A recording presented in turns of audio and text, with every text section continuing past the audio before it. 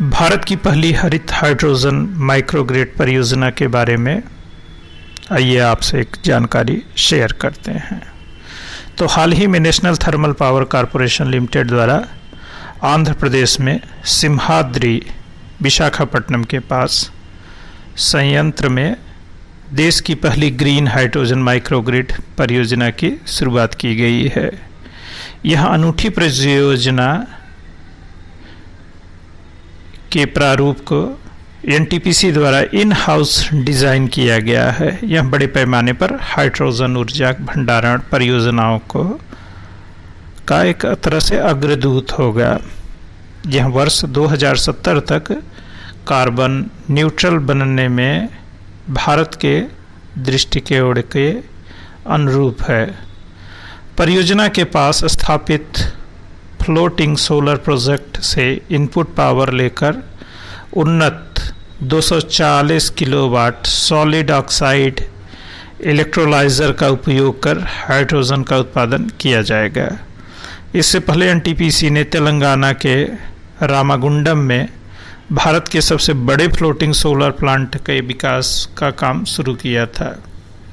दिन के दौरान उत्पादित हाइड्रोजन को उच्च दबाव पर संग्रहित किया जाएगा और 50 किलोवाट ठोस ऑक्साइड ईंधन सेल का उपयोग करके विद्युतीकृत किया जाएगा।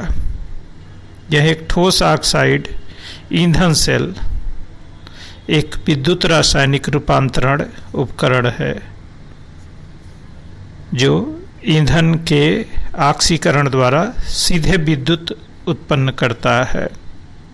भारतीय रेलवे द्वारा मौजूदा डीजल इंजन को रेट्रोफिटिंग करके हाइड्रोजन ईंधन सेल प्रौद्योगिकी आधारित ट्रेन के देश के पहले प्रयोग की घोषणा की गई है। राष्ट्रीय हाइड्रोजन ऊर्जा मिशन केंद्रीय बजट 2021-22 में ऊर्जा स्रोत के रूप में हाइड्रोजन का उपयोग करने के मिशन की घोषणा की है।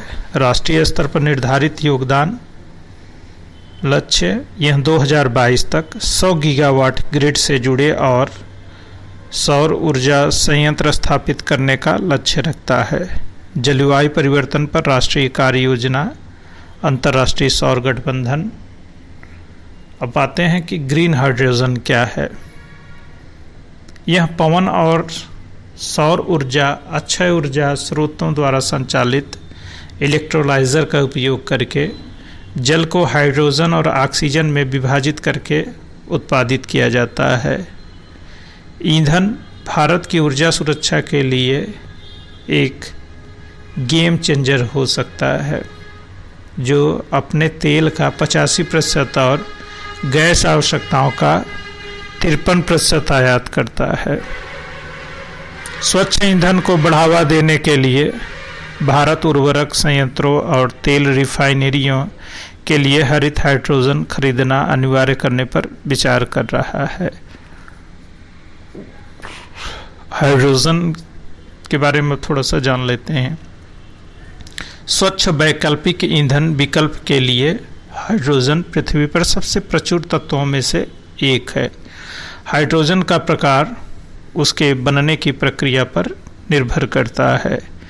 ग्रीन हाइड्रोजन अक्षय ऊर्जा जैसे सौर पवन का उपयोग करके जल के इलेक्ट्रोलाइसिस द्वारा निर्मित होता है और इसमें कार्बन फुटप्रिंट कम होता है।